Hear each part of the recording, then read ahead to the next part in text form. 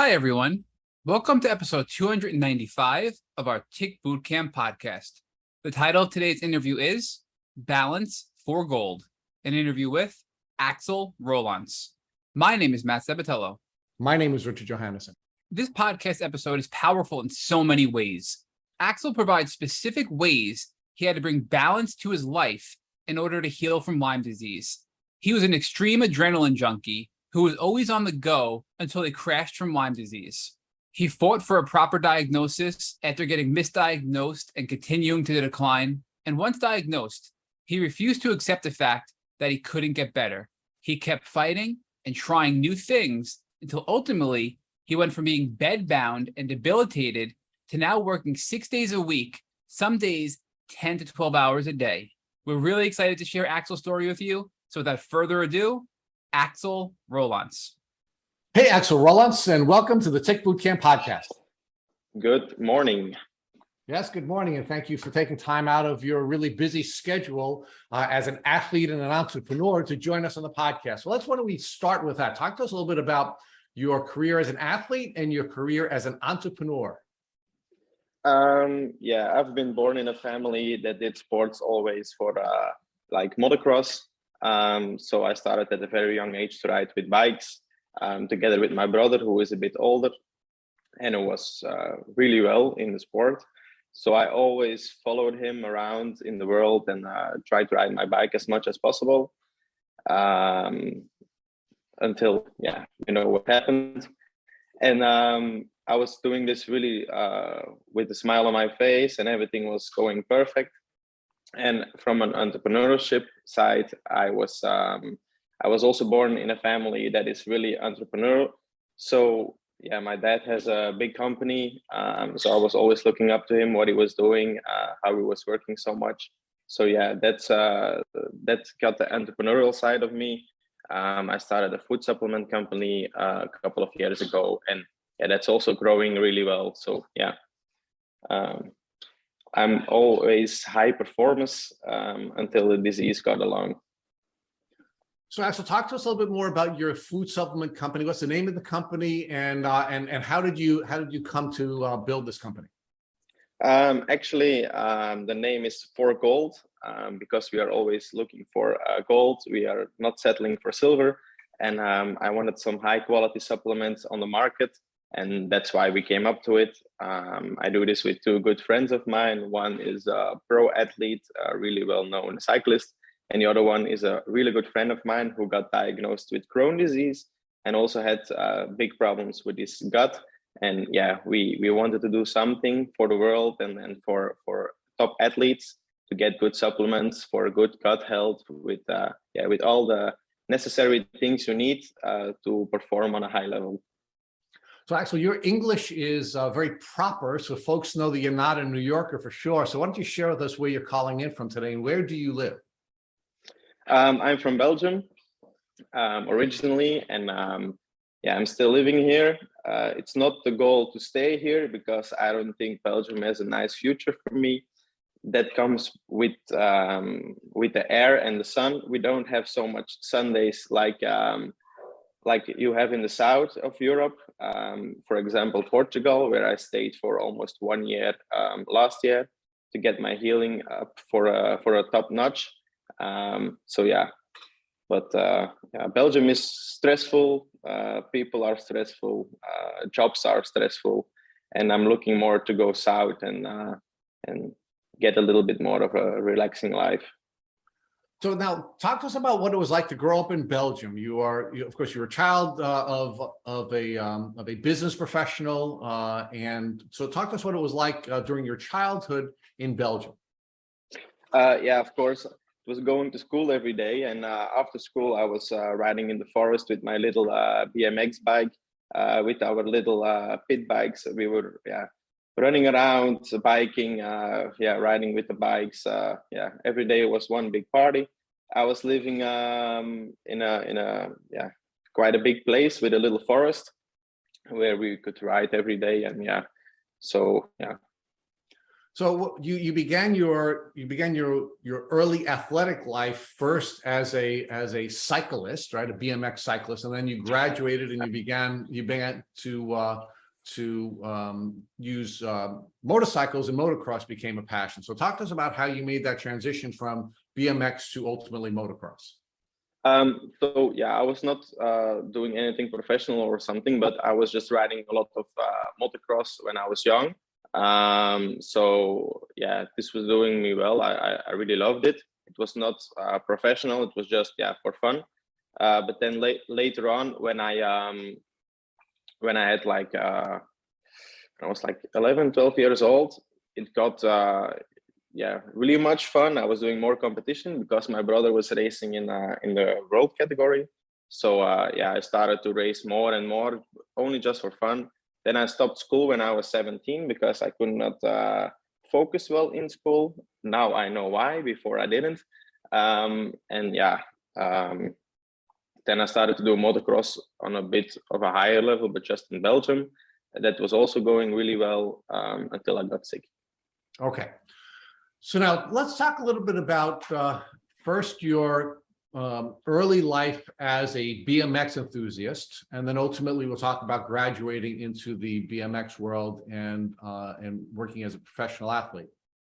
Now, you said you were spending a lot of time in the forest when you were riding your BMX bikes, and I'm assuming when you were riding your BMX bikes as a child, you used some safety equipment. Were you wearing helmets? Were you wearing elbow pads? Were you wearing knee pads?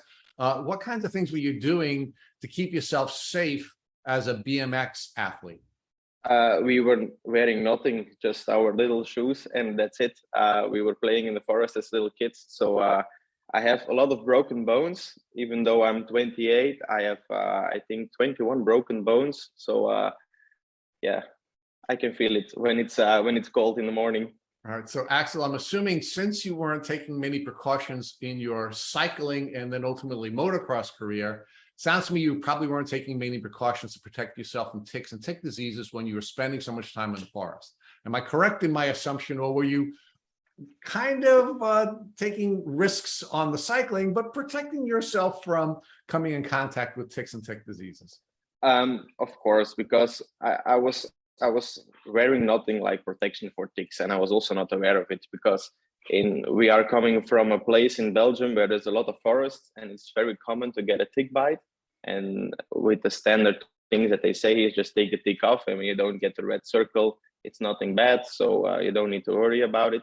So probably I had some tick bites when I was younger. Yeah, I had some because I discussed this with my parents when I got diagnosed.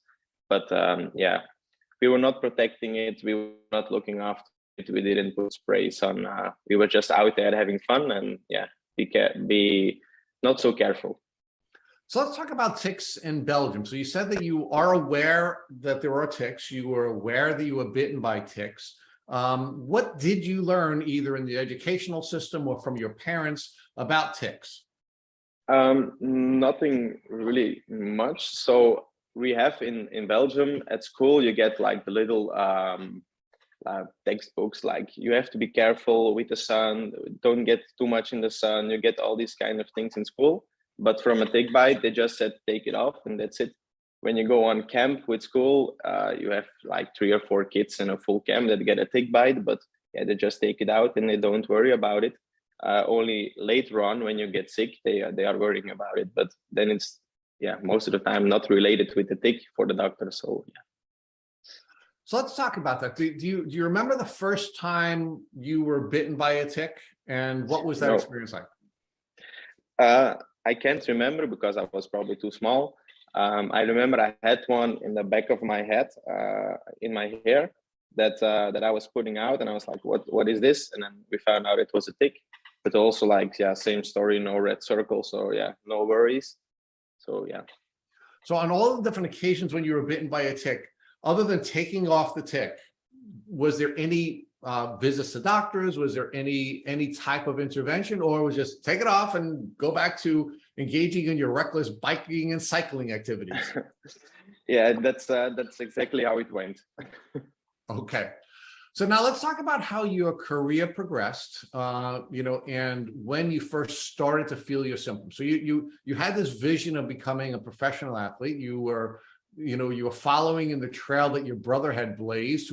Your brother was having a lot of success in this industry, and you're following in that trail. And how is that going for you? You did foreshadow for us that you were having a lot of success at a very young person. So talk to us about those successes and how you went from being a bicyclist to a motocross athlete to ultimately having a great level of success at a very young age prior to getting sick. So it's difficult to explain, but I only started to take it serious when I was 17, 18 years old, when I stopped school, because I was always running around with friends. And it was only at that time that I started to train physically, doing cycling, running, doing all these kind of things. And I was getting fit. And the first time I was getting fit in my life, I was feeling like, hey, maybe this can do something for me. And I was getting better, like race after race. I was feeling that, hey, if I train hard and I focus, I was not getting out too much, like not too much parties, and focus on what I did. It really helped me out. So then I had the vision to ride in European championships, but like I didn't had so much luck. I had really much broken bones, always on the wrong timing. So I always had to come back. I was a bad knee, so surgery, 4 months off, then a broken thumb, 6 months off, and so it was always something that went on that took me a bit out of it. And yeah, I had to let it go. When in 2016, I broke my neck. Since then also the Lyme disease started, and I got really much the feeling I did something wrong with my body, because of course I broke my neck. And also 2 years before, I broke my tailbone with 4 vertebrae. So I was feeling it was not right. And also there, I probably got the Lyme. So Axel, and I know our listeners are already cringing because they can see this train coming at them, while they're listening to your story, right? Because we have this kid who is, certainly following in the footsteps of his brothers, but there's a lot of recklessness going on here. I mean, you're certainly not exercising a way that serves you. You're rigorously exercising. You're riding on motocross, in motocross events at an international level. You're getting hurt on a regular basis, breaking bones, having surgeries. You're having all this go on. Oh, and by the way, you are being bitten by ticks on a pretty regular basis during your childhood, and all of this comes together, and you crash, right? And so first, talk to us about how your symptoms began to develop. Now, when you were thinking back, when did the symptoms begin to develop, and how were the early symptoms affecting you? So to explain this quite simple, in 2014, my brother had a crash, and he went into a wheelchair. So I was a little bit done with the motocross side of things, because of course, when you see your brother in a wheelchair, this is mentally really tough. So I decided to go back to some mountain biking and cycling, because I needed some time off. But after 6 months, of course, I could not let the bike stand there. So I started to ride enduro again. So it's also like with motocross bike. And I started again to train a bit and to become a little bit better in this sport. And then September 2016, had a really bad crash, and I broke my neck. And I was laying there on the floor, and I was thinking, this is exactly the same like my brother. I will be paralyzed for the rest of my life, and it will be done with me. This is end of the story. But I was really lucky. I broke my neck. They could fix it with an operation. And normally I would not have too much damage afterwards. Problem was, of course, I had really much, I had nerve pain. So I had so many symptoms that I could not place. And always when I went to the doctor, it's because of your neck injury. You broke your neck, you need to take some time off. You have a big trauma, your hands are sleeping, it's normal. We take this day by day. So we will see what happens in the future. But after all these weeks, my symptoms got worse and worse and worse. because the time I had the crash, they had to give me lots of medications for the pain, because of course I had lots of pain. I have lots of headaches. I have lots of muscles who are really tensioned in my neck area. So my stomach lining was completely damaged. My trencha was completely damaged from the crash. So everything was really difficult at the time for the neck side of things. And I got my first anxiety and panic attack around 4 or 5 months after this crash. So I was thinking, yeah, it's maybe mentally that I'm drained. After 2 years after my brother's crash, I had my crash, and it's a big trauma mentally, also for the family. Maybe you have the mental side of things are not right. And my doctor also said this, maybe you need to work on this. So I went to see for a psychologist. I went speaking with her 2 times a week. We found out that there were things inside me that, of course, were stressful, but why I had these panic attacks, why I was feeling more and more down, why I was feeling so no energy, pain, all the symptoms that now I know that were Lyme disease, but then I didn't. So yeah, there we had to start of course, I was thinking it's the neck. I was not thinking about Lyme disease. I was thinking this is the neck injury that is making me sick. So I was thinking we have to get through this. I started riding bikes again, and I was feeling tired, but we have to keep going, because I had also my business that was running and that was going full gas. So I was still high performing. I was doing 12 hours days of work, and I went cycling 2 hours in the evening. So I was always on a high level for myself. I need to be focused, eat healthy, and keep doing what you're doing. But I was always getting more and more bad. And it was only in 2018 that I really crashed for the first time, that I could, every time I went training, I go worse. Normally, yeah, you train, you recover, and you can go longer 2 days after. And I was only getting worse. So from there on, we found, I did a lot of seeing doctors. And it was only in 2020 when we found out that I had Lyme disease. So it was a So let's pause there for a second. 4-year-long journey. Yeah, so let's pause there before we get to your diagnosis. And when did you begin to suspect that your symptoms were not entirely related to the neck injury? Because your doctors are focusing on neck injury, and of course that makes perfect sense, because it's a horrific injury, and it could have been something that caused you to suffer from paraplegia. So yeah, it was a horrific accident. It was a horrific injury. But when did you start to think, my doctors are focusing too much on the neck injury, there's something else going on here?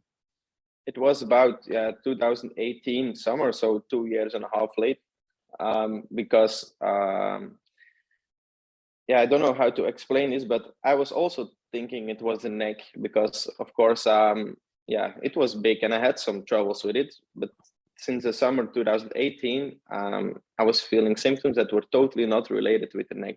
How did you know that? How did you know that the symptoms were not related to the neck?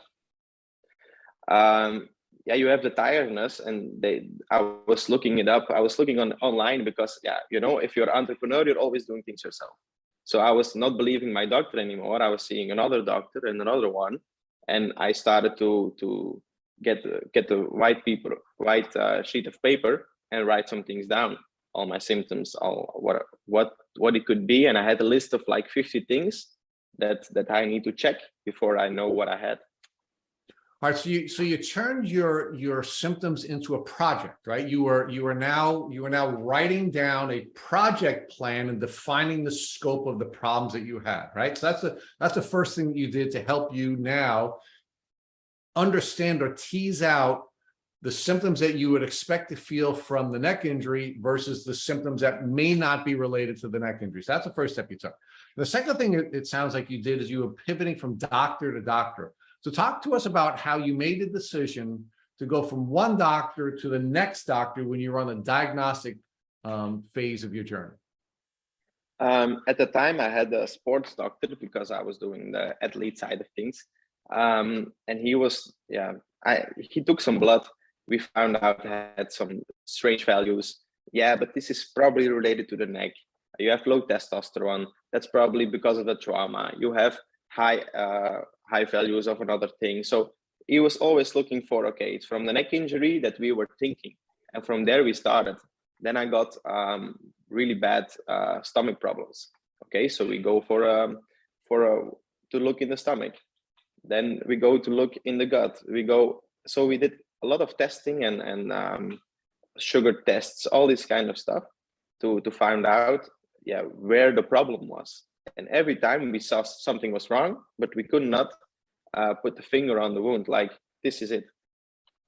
So Axel, one of the advantages that athletes have when they're about to go through a Lyme disease journey is that they understand the importance of teams and coaching, right? We interviewed a former professional skier named Athena Brownstone, or Athena Sophocles, and what she told us was, because she was a professional athlete and because she always had coaches and she always had coaching, she understood the value of building teams, and she then built a team to help her through this challenge. So did you have that same experience as a professional athlete where you really valued coaching and you really valued building teams? And did that help you now on this phase of your journey?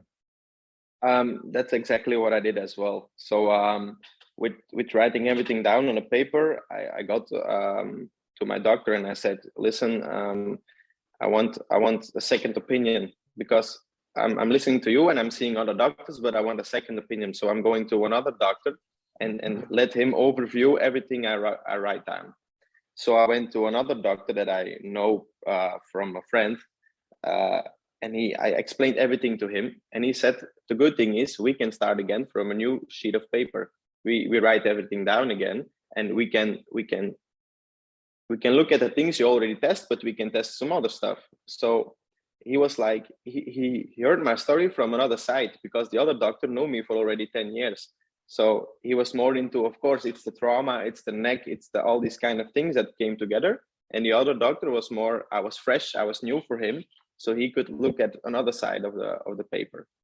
And that's then at that time I built a team around myself. I got the physio, my doctor, my nutrition coach. I got everyone together. Like, okay, we have these symptoms.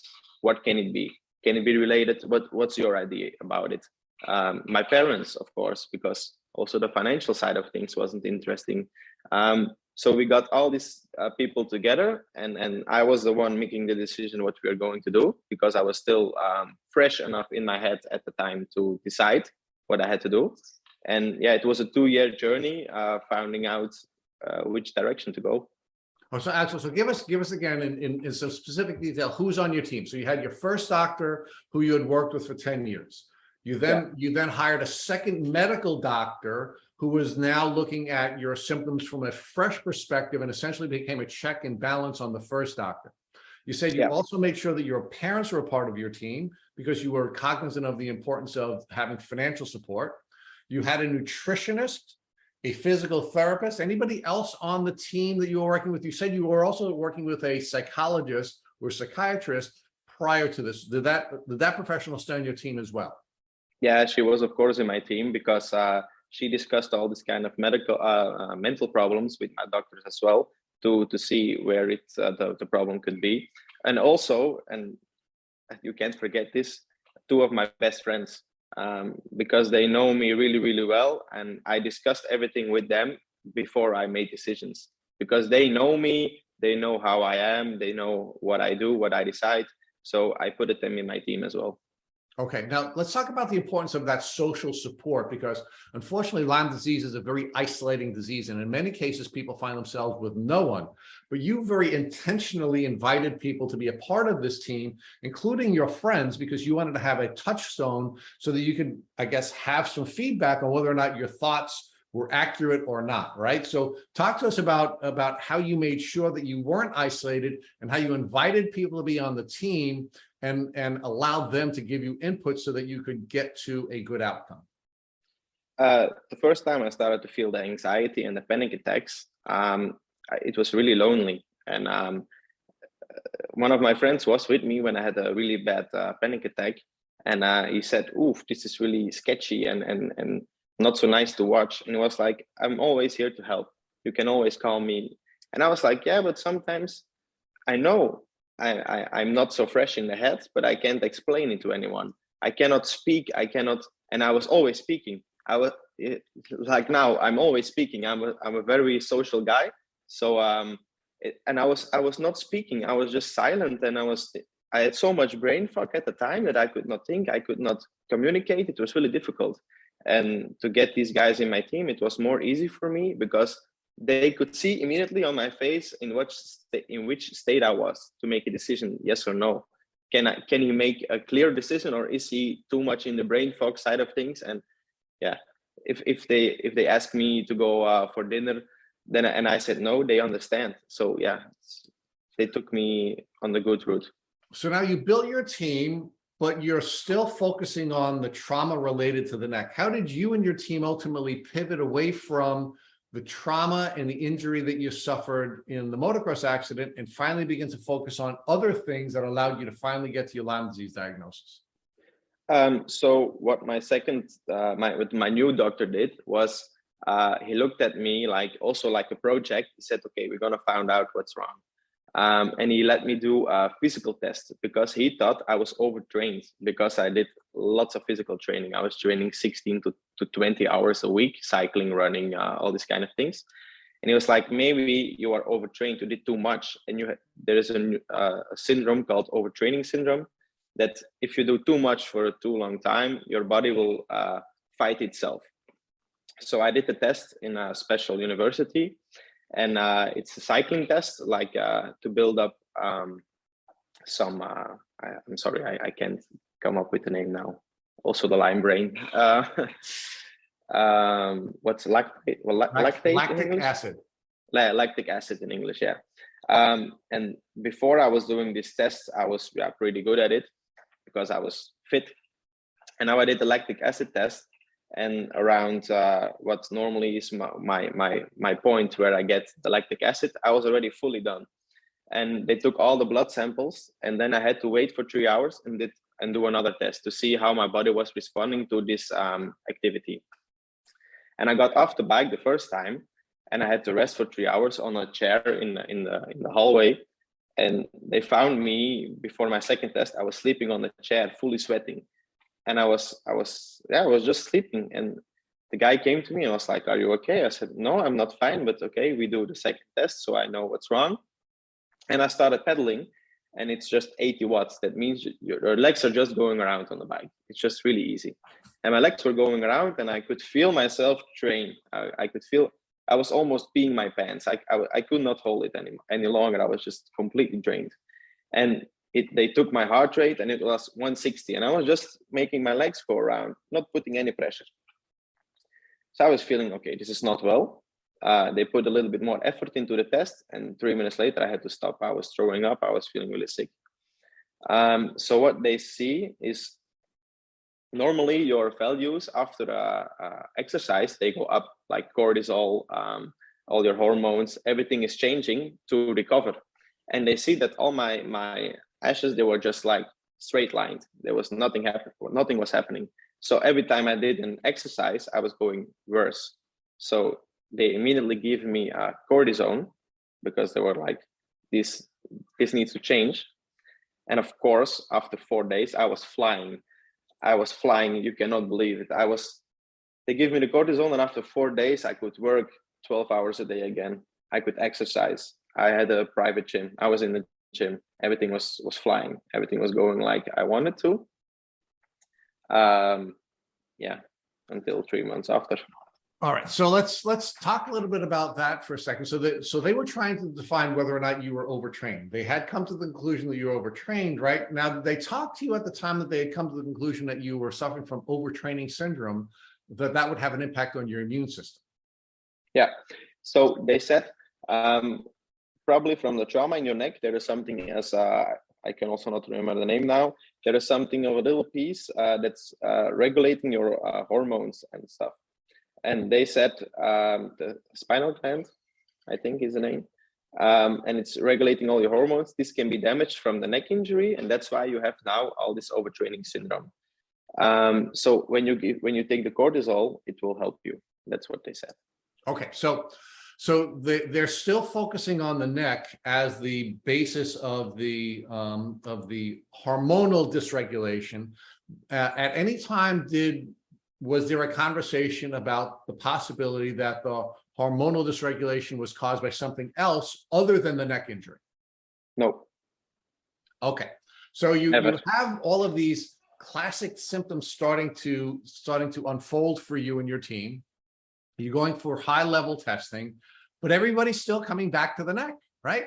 That, you know, because a lot of the hormonal dysregulation, of course, is an indicia of Lyme disease, and we understand. We'll talk more about this, the HPA axis and the impact that Lyme disease has on that type of hormonal dysregulation, and the impact that it will have on your cortisol levels, right? But they're still coming to the conclusion, hey, it's the neck injury. So how does this again develop where you're moving closer to your Lyme disease diagnosis? Because it sounds so far, everybody just keeps coming back to the neck. Yeah. So yeah, after I got these pills, I was feeling really well, and I could start doing some exercises again. So mentally, I was feeling much more better, because training was always a getaway for me to release stress. And I was doing some training again. I was riding with my bike a little bit, and yeah, it was only when I really collapsed that we had to do everything again, and that's when they found out I had Lyme disease. Okay, so another thing that's kind of interesting to me, Axel, is that, you know, we talk on this podcast about the gym culture, right?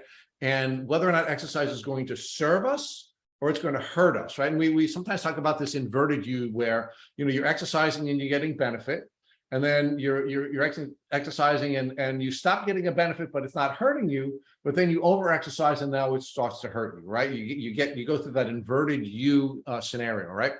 You were overtraining.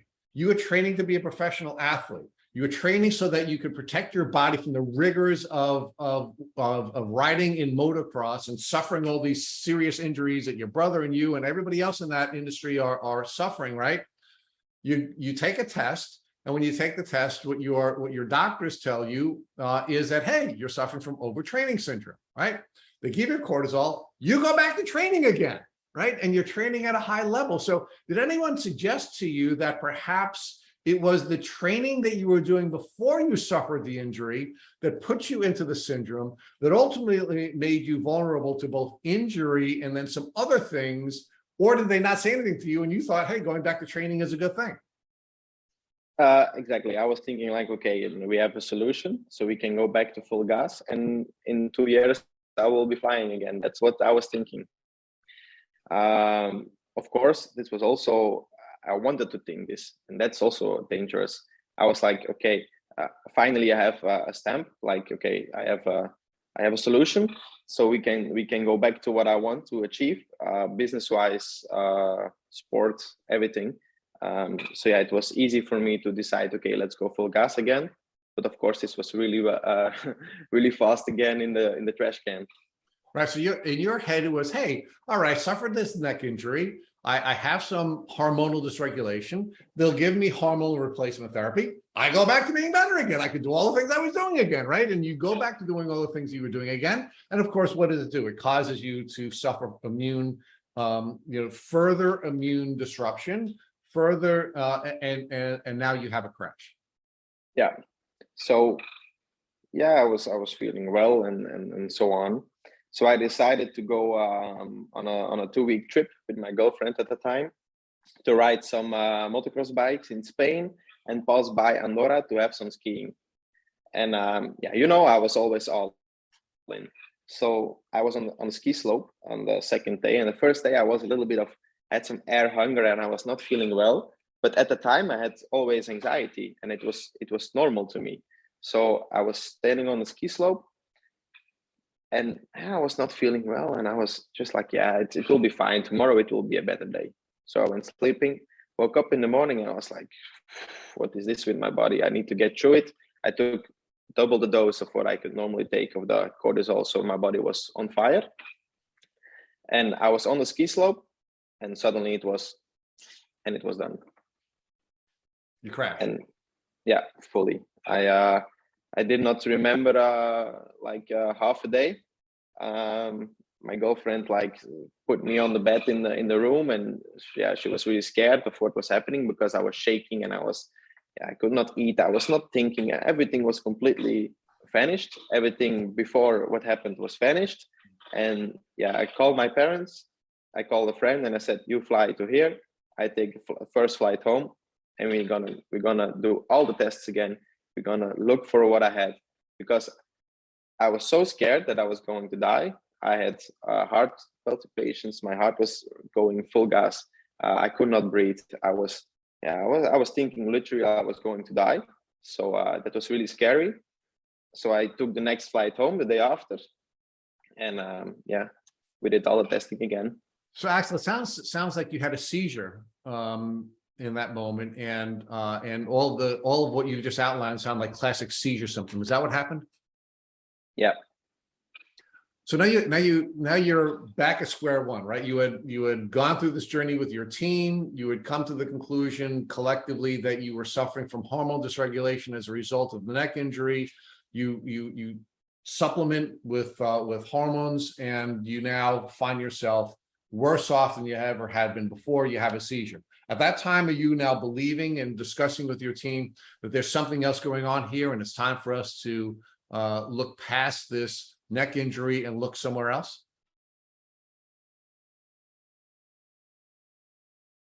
People, actually, it was I was so desperate at the time, and nobody could understand me, that I just put a post out on Instagram story. Listen, I don't know what I had.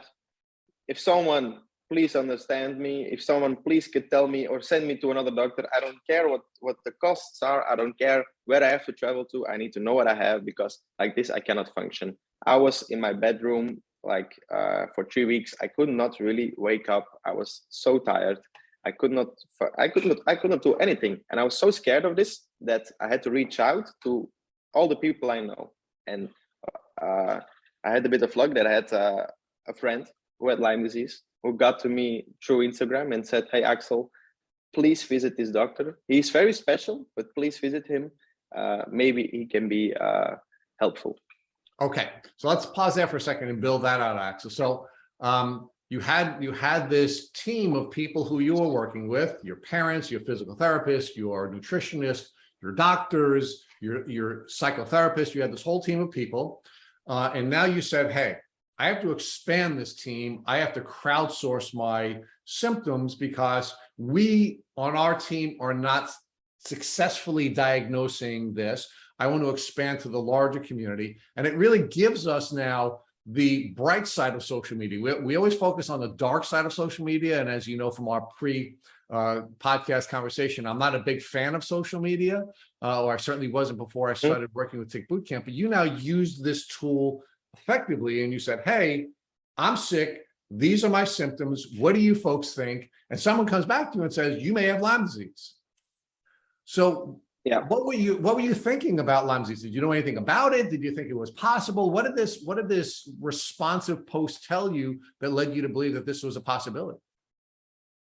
I knew about Lyme disease because the friend was actually in my friend group of like close 20 people, and but I had really much different symptoms than him.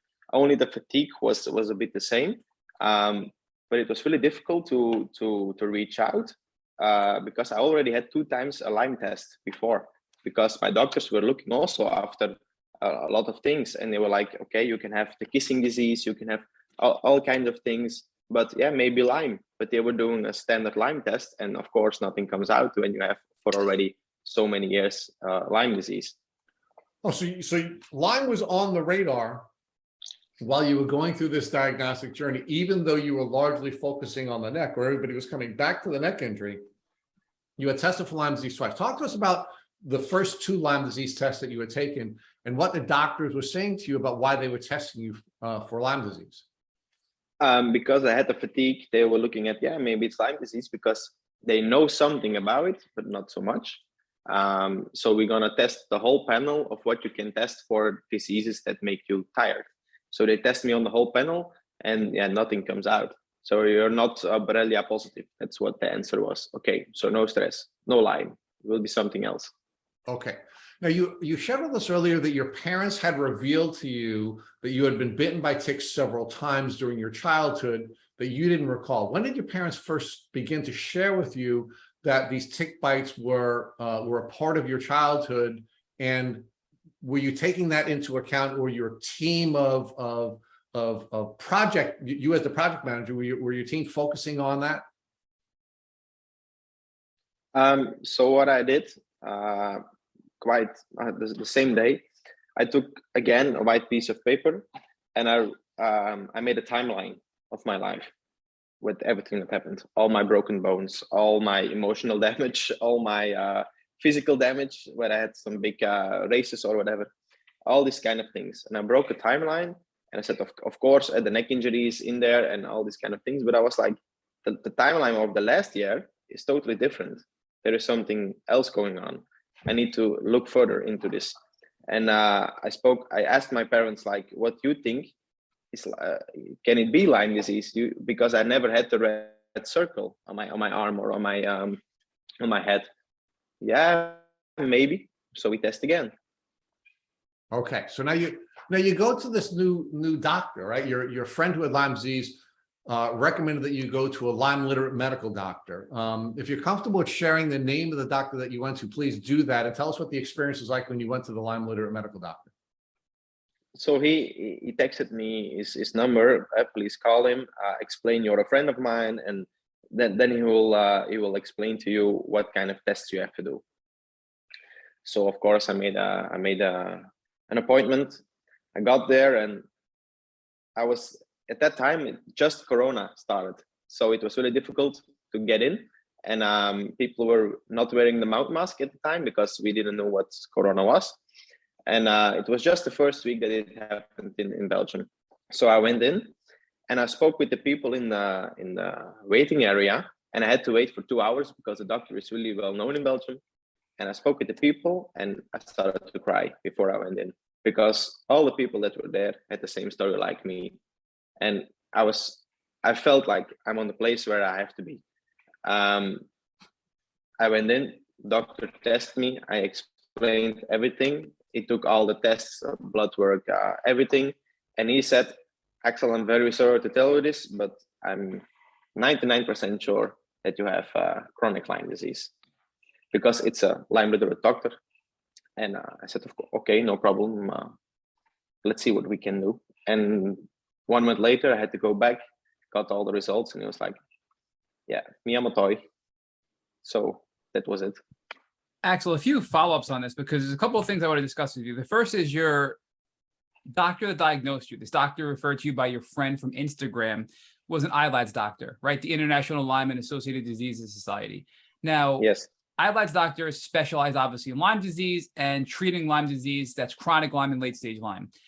There's been a lot of controversy, especially lately in the last week in the news. We're constantly getting emails and alerts about Lyme disease, where the debate over chronic Lyme is intensifying between ILADS doctors and some other doctors. So although the CDC and the federal government in the United States, and I think the world now recognizes what they call post-treatment Lyme disease syndrome, which is what we call chronic Lyme essentially, they're arguing whether or not it's really persistent infection or a persistent, Borrelia, in your case, Miyamotoi infection, or if some sort of immune dysfunction as a result of Lyme disease or something else altogether, right? So I wonder if the strong opinions that are out there, I mean, I have an article up in front of me right now, why doctors can't agree about chronic Lyme disease. And there are some really strong-minded doctors who are saying, yes, some people don't get better after Lyme disease. However, it's not due to infection anymore. So do you think these views just complicated your diagnosis and prolonged your diagnosis because it wasn't something that was widely accepted about this severity of illness due to Lyme disease? Yeah. When I spoke with some people about Lyme disease, they were like, yeah, you can be sick of it for 1 month, and of course, then you're fixed. And if you have some symptoms afterwards, it will probably be something else. It was not something like, okay, you can have chronic Lyme and you can be really sick for a very long time. So it was only when I saw my first time my Lyme doctor that I found out it could be in your system for the rest of your life, and could damage a lot of organs. Yeah, so I think it's in Belgium as well. It's really difficult to explain this to a lot of people because we have the wrong literature about it. There is like one side is saying chronic Lyme is true. There are people that are really sick and it's because of the Lyme disease, and the other side is saying no, this is just doctors that want to gain money on side of people with Lyme.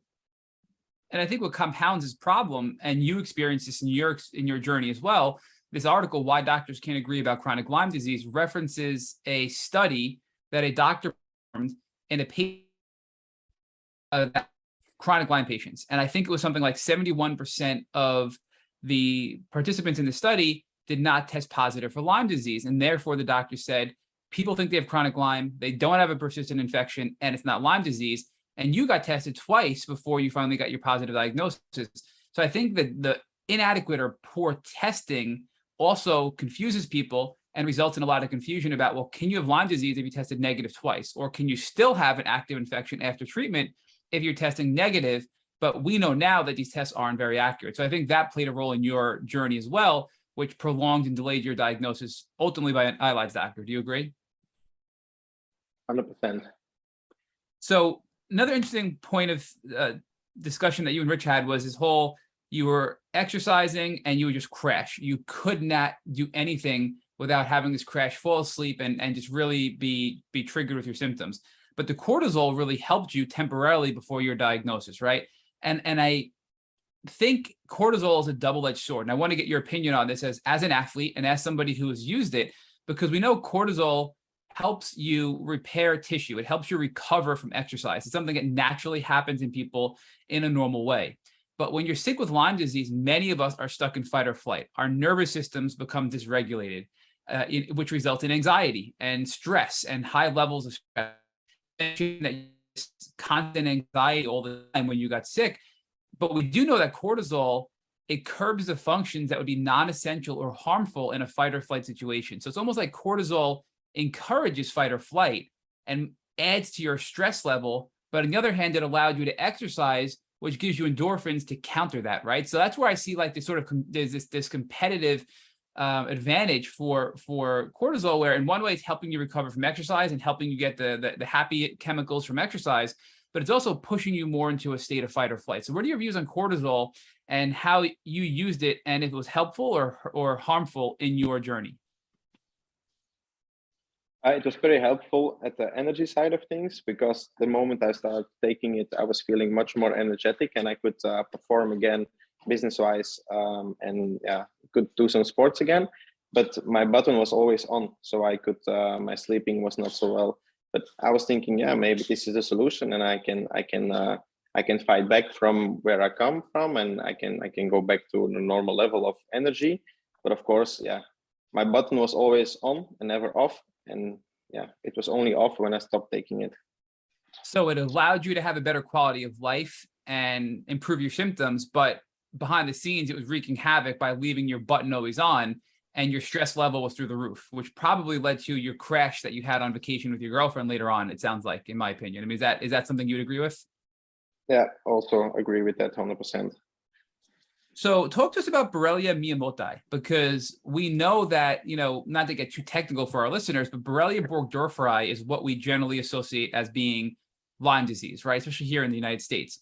And Borrelia Miyamotoi is a different strain of Lyme disease. So it's something that's different. Just to kind of share with our listeners, we know that was really only discovered 20 years ago in Japan, and that right now that the standard test for Lyme disease will not detect it. So if you didn't go to an ILADS doctor and you continue to see your other doctors, do you think you ever would have tested positive for Lyme disease? Because likely those standard Lyme tests you were getting in your initial set of doctors weren't even looking for Borrelia Miyamotoi, because they don't test for that, right? So that's a whole nother thing that people don't even think about. True. The first time I went to my special Lyme doctor, he tested me on all these kind of different strains, and also on biomarkers that could tell me that I was running around with chronic disease. It was the first one who told me about CK values of CD75, all these kind of things. And I went to look it up. I did some Google work. I bought me all these kind of Lyme books. And because it was only then that I knew that I had probably Lyme disease. and I did all my reading and my looking it up in the month prior to seeing the doctor for the second time when I got my diagnosis. And yeah, I was seeing on the paper, he put the paper in front of me, positive Miyamotoi and all these kind of biomarkers, and I immediately accepted and understood what I was dealing with. At times, you couldn't even communicate, you said, right? Your brain didn't work, you had brain fog, and you had to rely on your friends to help you. But yet, despite that, when you had moments of clarity, you were researching, you were learning about the disease, so you can make informed decisions as a patient based on the results you were getting from your blood work, based on how you were feeling to partner with your doctors. And that was a really, really powerful Lyme hack that I know Rich and I still both remember because it was a really important Lyme hack. So do you think that if it weren't for all of your research and reading these books and understanding this disease at a deep level, that you would be where you are now with your health? I looked at myself as a patient that I would treat if I was a doctor. I'm not a doctor, but I was thinking, of course, when I know everything about it, when I read all the books, when I see all the videos, when I know all about it, how all these markers are working, because I was also working with food, I could think more biochemically, a little bit more than a regular person. So, and then I just put a piece of paper. If I was the patient, if I was a doctor and you were my patient and it was me, what would you do? And I looked at it that way, and that was much more easy for me. So you are now just getting your diagnosis of Borrelia Miyamotoi. You just had your really bad crash on your skiing trip with your girlfriend, and you have your diagnosis. So what are your next steps with your now new Lyme literate ILADS doctor? So he put me, of course, on the standard IV protocol. I had 3 different kind of antibiotics together with the whole protocol of supplements. And it was the first time I experienced a Herxheimer reaction 3 weeks in. We did this for 6 weeks, and then it would be followed by a disulfiram protocol. And I thought back in the day, because I knew a bit about Lyme disease, that I would be healed after these protocols, but this wasn't true. And walk us through how you felt at the end of that 6-week window. You know, were you feeling any better, or were you even worse because of the Herxheimer reactions that you described? It was the worst I was ever been. So you felt the worst you ever were at the end of that 6 weeks with the antibiotic cocktail? Yeah. Now, what was your Lyme literate ILADS doctor telling you? Was he saying that this is normal because you have to feel worse before you feel better? Yeah, it was the first time that I went to him. It was in 3 weeks of the treatment, so we had to do it 6 weeks. After 3 weeks, I was going to see him to explain how I was feeling. And I said to him, like, I'm feeling really shit, and he explained, you have Herxheimer reactions, your body needs to go through the breakdown system to get all these toxins out of your body. Then I knew that it was a possibility because I did all the studying. But of course, it was so tough to bury it. I was like, okay, we gotta go through it. And after these 6 weeks, I was swollen. I think I was 10 kilos more heavy because my liver was fully fattened, and I was really, really, really tough time. My body was fully swollen. And he gave me some 2 weeks of recovery. He was like, okay, now you need to recover for 2 weeks. We give you all the supplements to take the toxins out. So, Axel, did you take a break at the end of the 6 weeks or in the middle of the 6 weeks? At the end, because I knew I was getting more sick, but this would help me eventually to become healthy again. So I was fully focused, even though I'm really sick. I gotta go through this. This can take me 2 weeks. This can take me 2 months, but I gotta go through it to become healthy again. And when you did go off the 6 weeks of treatment and you started the detox regimen, you said you developed a fatty liver, that you were swollen, and that you had all these toxins in you from the die-off, right, in the Herx. Do you recall what these supplements were and what you were using to help detox your body and flush these toxins out?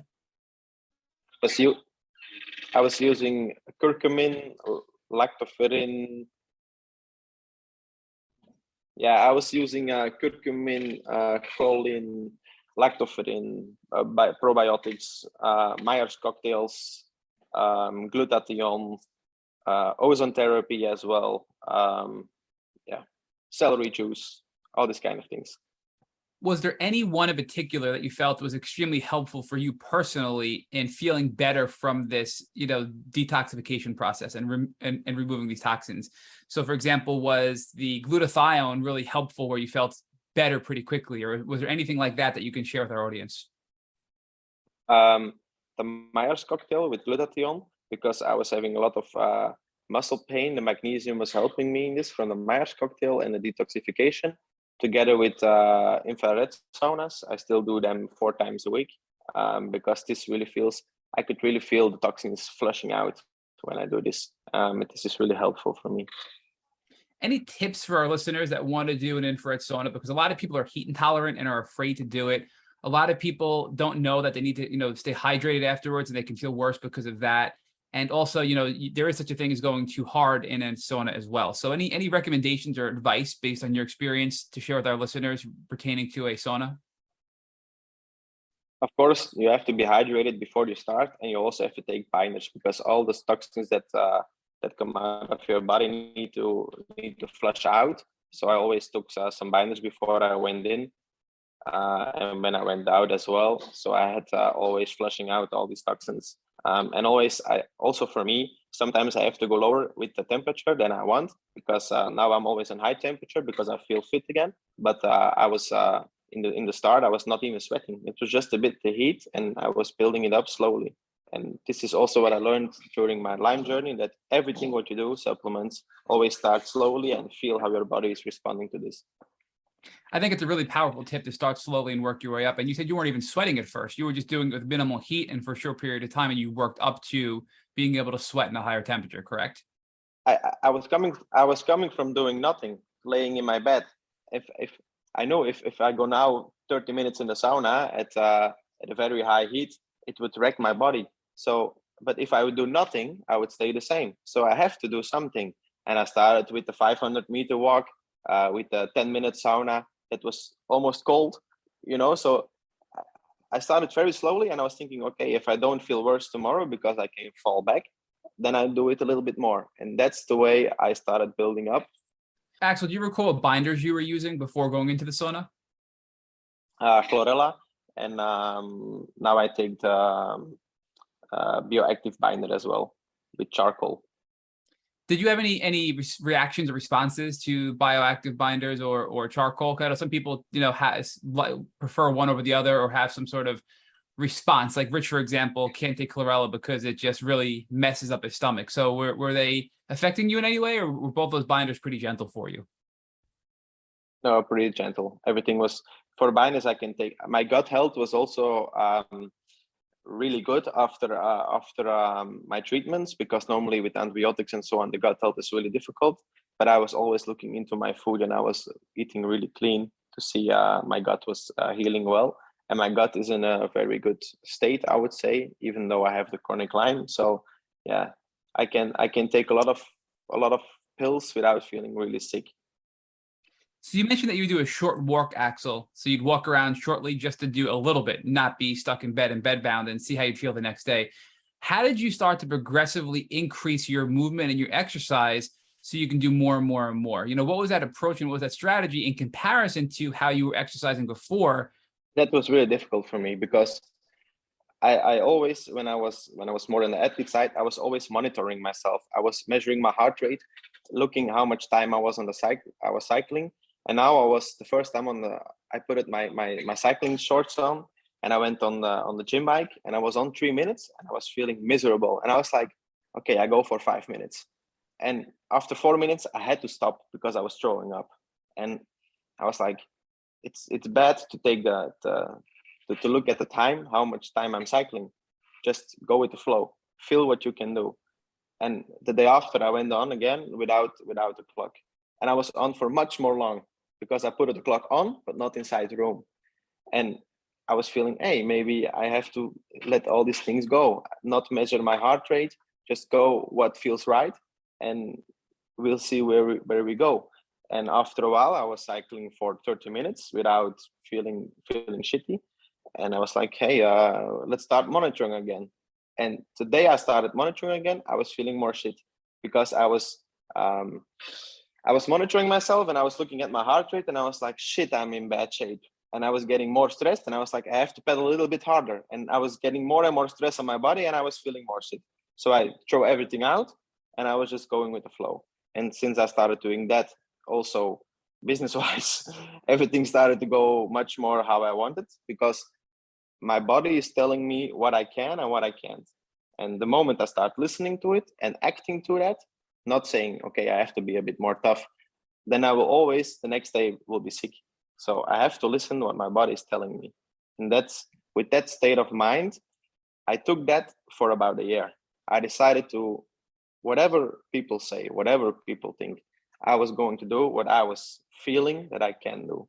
And I was, if I have to go to the restaurant in the evening and it was not possible, I just said no, because my body was telling me it's no. Sometimes my body was telling me, you can go out and you can go party until 3 a.m, if it would be possible. But it was telling me all these signals, and I was listening to it.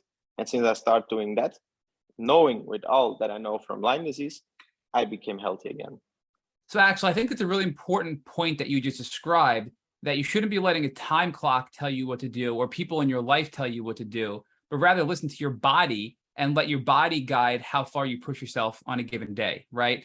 So by not having that stress of people influencing you or a time clock influencing you, you're not getting let down, you're not getting frustrated, and you're not putting emotional stress on your body, which is going to hinder your healing. So that's a really good piece of advice there.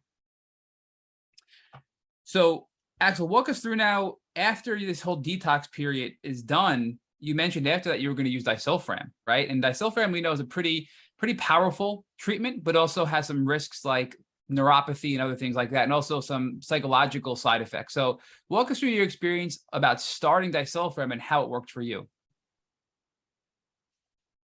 I started very low. It was 12.5 milligrams in the morning, 12.5 in the evening. And then I built up to 25, and I would always double it until I was on 250 milligrams a day. That was a strategy.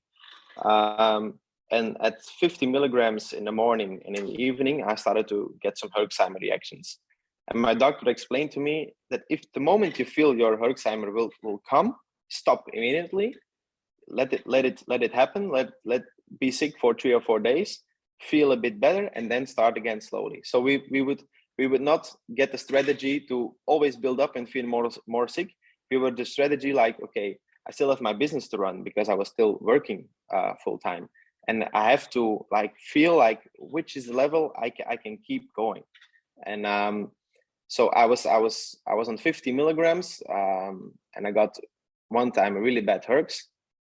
So I stopped for 2 weeks. I got a lot of detoxing, and I built it up again. And I was too motivated, I think, and I went to 75, 57, and immediately I was really sick for about 3 weeks. I had so much brain fog and so much die off. The Herx was so bad that I had to stop everything. Also, I could not even put my socks on. I was really 3 weeks again fully bedridden. And I was also scared again from the disulfiram. So we discussed to stop this treatment. Axel, looking back, do you feel that disulfiram was something you wish you didn't do, or are there any positive effects of using disulfiram? I believe every time you feel sick from a new treatment, it helped, because every time a treatment makes you sick, you have a die-off. So I believe all the different treatments took away a Lyme in very different spots. I believe the disulfiram helped me with my neurological problems, because I was really having neurological problems during it. And afterwards, I was feeling much more better neurologically. So I believe it helped me. Yeah. So when you stopped the disulfiram, Axel, you actually were feeling better, neurologically speaking, with brain fog and some of your neurological symptoms. Yeah, true. So we decided to go, okay, first we do the detoxing again, and then we're going to start with the samento, banderol, cumana protocol.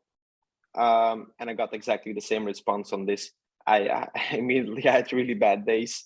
So I took it really slow.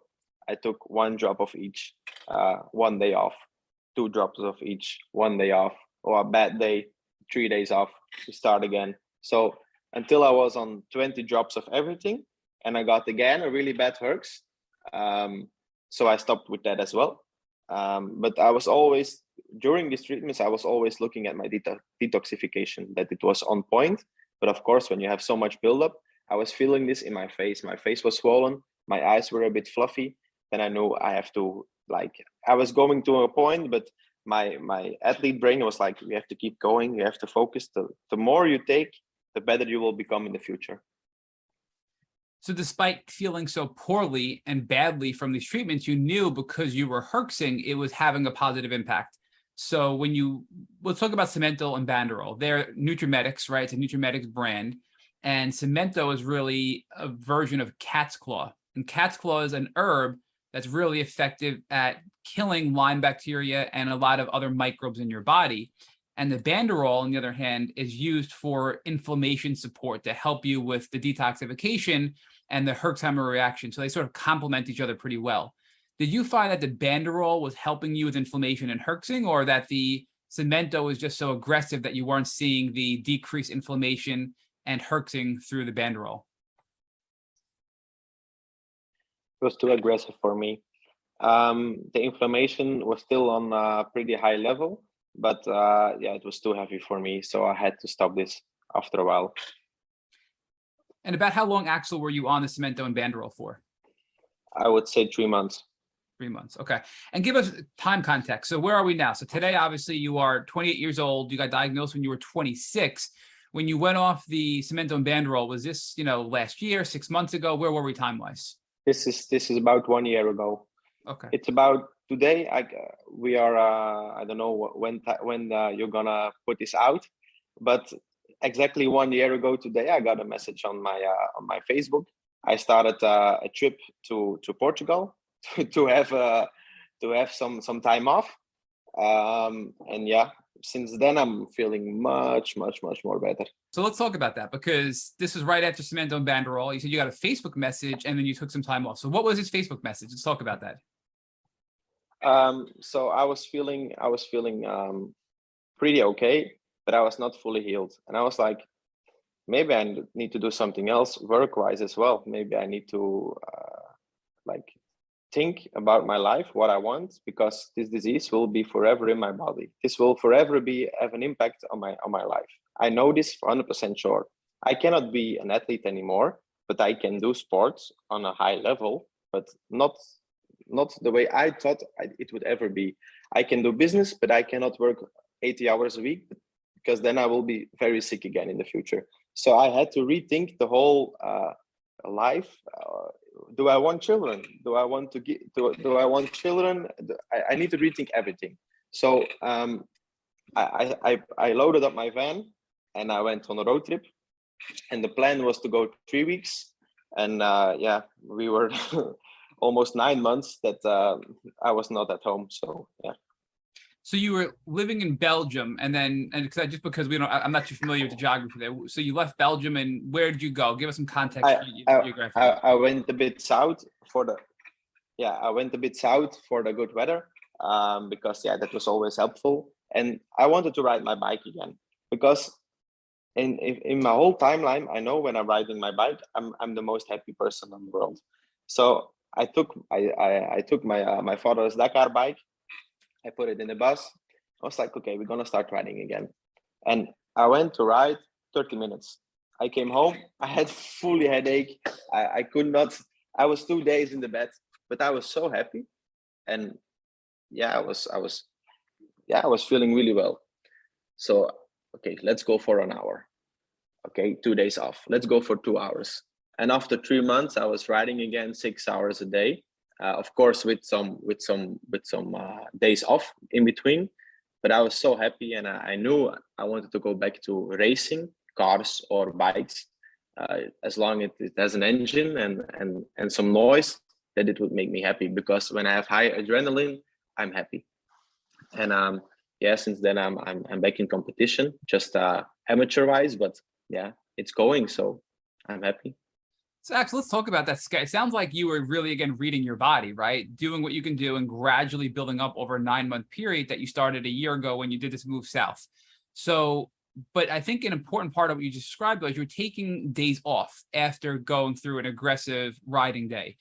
And we've learned from some of the leading Lyme doctors, like local Dr. Birscano here back in the 70s, who was treating chronic Lyme cases. He told us in chronic Lyme disease, you cannot go aggressively or even training training moderately and do it every day because of the way Lyme disease interacts in the body. You have to take days off. And his recommendation was exactly what you said. Do a day of exercise, take 2 days off. Exercise, take 2 days off. So do you think that your body was just giving you the signals that is backed by the science and Lyme literate doctors that is needed in order to be able to get over the hump of Lyme disease and be able to make progress in improving your exercise regimen? Yeah, I could read my body really well. When I wake up in the morning and I have some pains here and there, I know maybe today will be not the day. And then I do some small exercises. I do 10 sit-ups. And if I'm out of breath, I know today is not the day. Today we're gonna rest. And if I do 10 sit-ups and I'm like, nah, I drink a coffee and we go. Then I know it's just a little hiccup along the way, but it will be fine. And like this, I read my body and I know what I can do.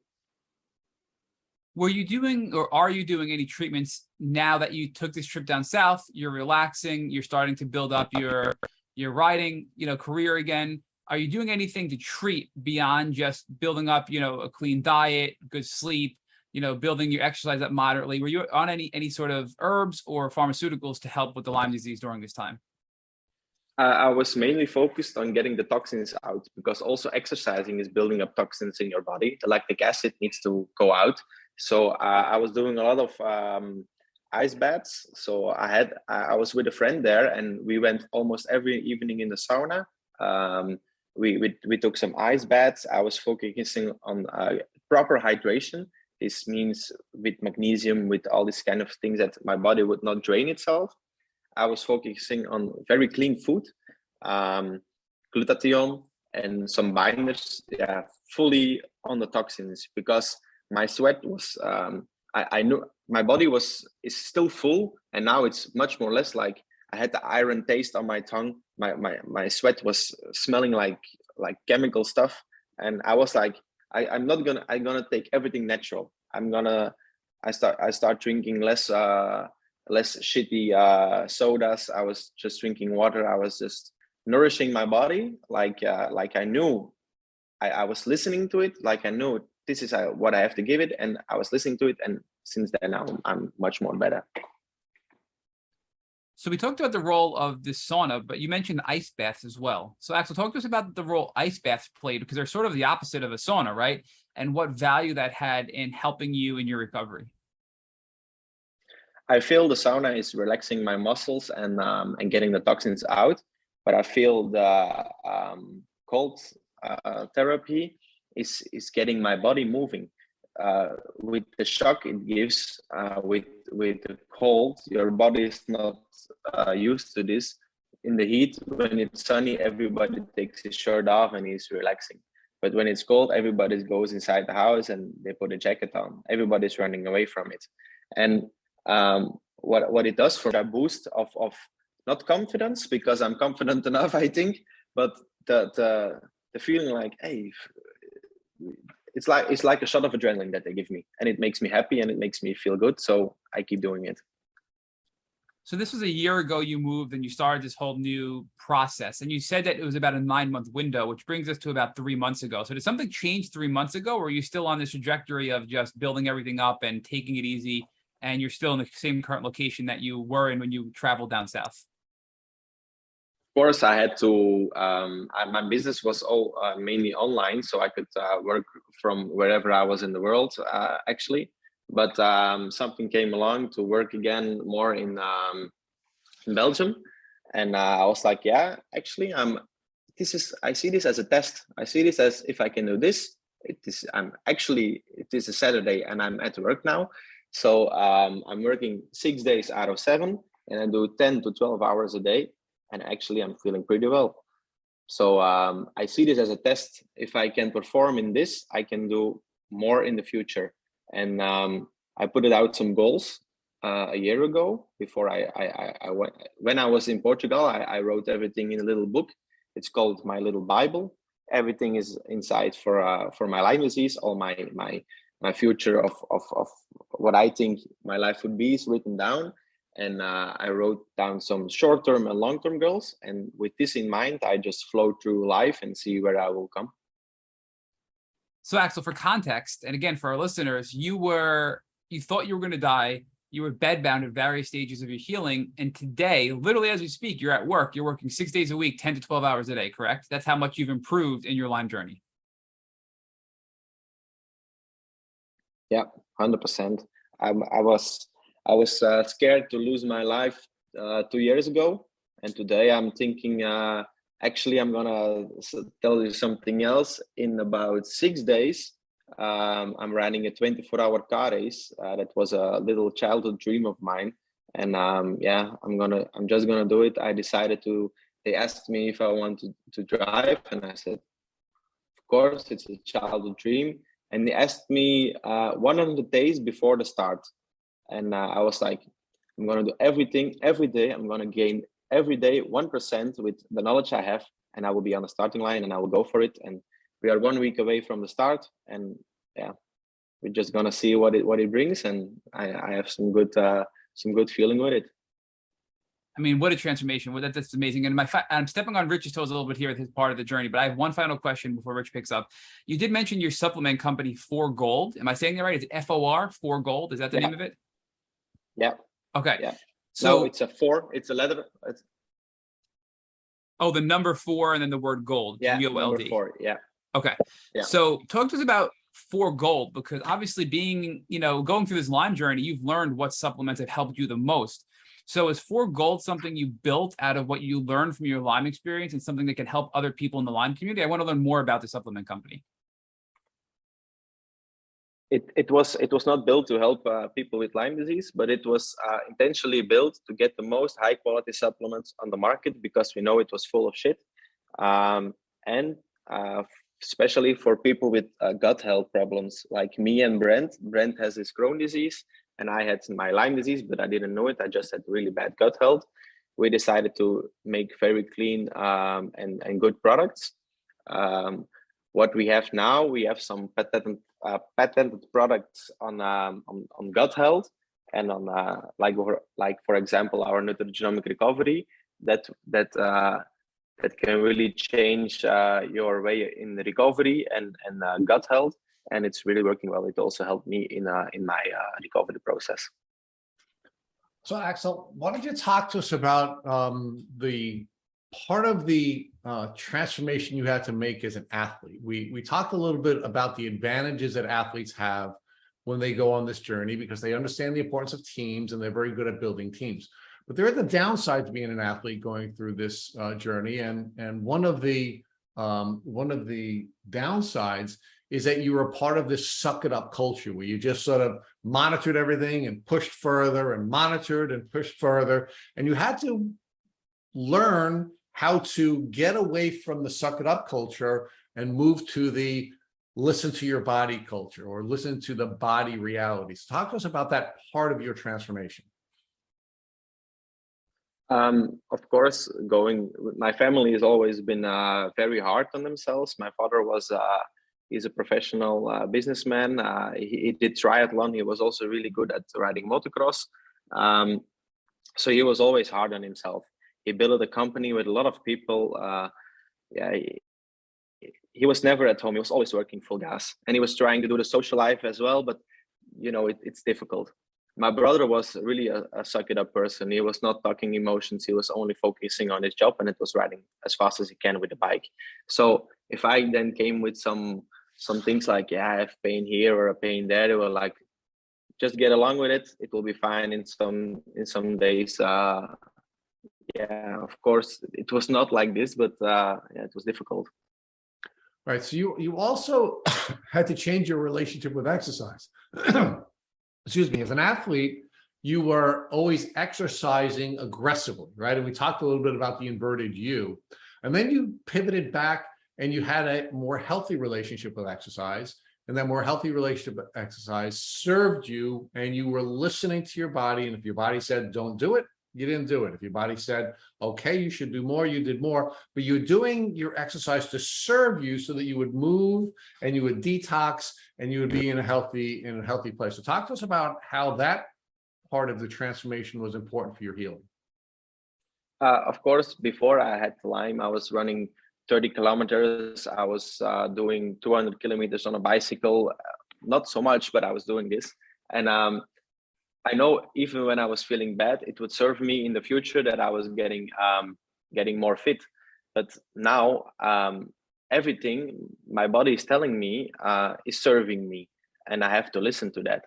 And if I decide mentally I'm going to run 10K today and my body is telling me no, and I'm gonna do the 10K, I will be sick for 3 weeks. So my body is telling me what I want, what I need to know. I just need to listen to it. And it has it's a very silent communication, but if I don't listen to it, I will always have the consequences. Well, and I do want to challenge you on that, because I'm not sure that the communication is so silent, right? Our body is always talking to our subconscious mind. Our subconscious mind is always talking with our cognitive brain, and then our cognitive brain is talking again with our subconscious mind and talking to the body, right? There is this communication, and really the question is, are we going to join the communication? Are we going to participate in the communication? Are we just going to ignore what's going on and do either what a monitor is telling us to do, or doing what our adrenaline rush wants us to do? And that's really the key, right? You just sort of started to participate in the conversation. I was always really stressed at work. I was waking up at 5:30, drinking a coffee, and I just went with it. And then you never have a time to listen. It was only when my doctor said you need to try meditation, because then it's the only time you can listen to what your body is telling you, that I was really listening. And it was when I was feeling the rest that I could feel my body recovering. And it's only in a state of really much relaxation when my body can recover. Before, when I was sleeping, I was feeling good the next day. It's only when I'm sleeping really high quality that I'm feeling good. So I need to look for the really high quality sleep. And I can only do this with doing meditation and breath work and saunas.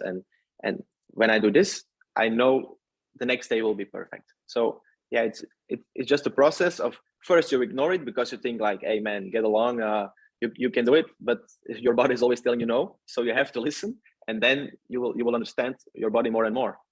Axel, one of the things that was really clear about the early part of our conversation is that you were an adrenaline junkie. You were constantly engaging in behaviors and activities that would give you an adrenaline rush. And you were doing that all the time, right? That's who you were. That was your life. That's what you were doing, even though it was causing you to suffer broken bones and broken necks and having surgeries and all that kind of stuff, right? And then you came to a place where now you started to sit still. You were meditating, you were resting, you were sleeping, but you are now bringing the adrenaline piece of this into your life in a healthy way, in a balanced way. You're going out and you are now engaging in activities that are giving you a rush, but it's not the constant place where you are existing. So talk about that part of your transformation, how the adrenaline elements became a positive element that allowed you to have some enjoyment, but at the same time, most of your life was in a meditative or in a quiet space where you were able to listen to yourself and follow your body to a place where you could be physically healthy. I know that I need some adrenaline to be happy and to have some goals in the future to stay mentally sane. So what in the beginning I was always chasing this adrenaline. I was doing so much of crazy shit to get this kind of rush, but it always crashes really fast. So you always have to replace it. Of course, I don't drink and smoke, but I don't do drugs, but I was always chasing something adrenaline side. The moment I sit still, I was feeling the rest coming over me. And in the beginning, it took me only the rest. So it was only meditation, only staying calm, because it was making me so happy on the inside that I knew that I can also be happy with nothing, with no fancy things, with not riding a car, racing bikes, all these kind of stuff. But then I was doing too much of this kind of stuff. I was doing too much of relaxation. I also need a bit of action and motivation to go to work and go to all these regular kind of things. So I implemented it for a little bit, and this is working for me really well. So Axel, I think one of the really important takeaways here, one of the contrasts between the beginning of this podcast and your early life and now the life that you're leading now, is you're setting proper boundaries, right? You're bringing balance to your life, right? Your early life, you were recklessly driving through the forest on your bike, and you weren't taking any precautions to protect yourself from tick bites or tick diseases. You were driving your motocross bike all the time, and you were gaining all this adrenaline rush, but you were crashing and getting hurt, and you were having surgeries. And now we have a very different Axel, right?